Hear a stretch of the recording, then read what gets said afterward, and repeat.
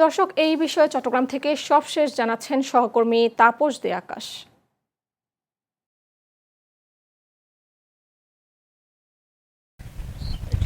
আপনাকে ধন্যবাদ।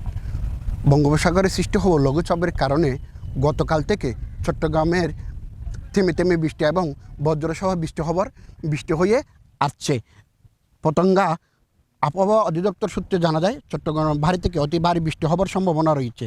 এই কারণে চট্টগ্রাম, কক্সবাজার, মোংলা ও পায়রা সমুদ্র বন্দরকে 3 নম্বর স্থানীয় সতর্ক সংকেত দেখিয়ে যেতে বলা হয়েছে। আগামী 5 থেকে 6 দিন থেমে থেমে চট্টগ্রামে বৃষ্টি হবার সম্ভাবনা রয়েছে।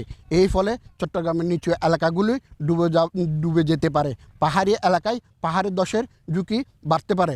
অভ্যন্তরীণ নদীপথে যেই মাছ ধরার নৌকা এবং ট্রলারগুলি সাধারণ জনগণ চলাচল করে, তাদেরকে সতর্কতার সাথে চলাচল করার জন্য নৌ কর্তৃপক্ষ এই অনুরোধ জানিয়েছে।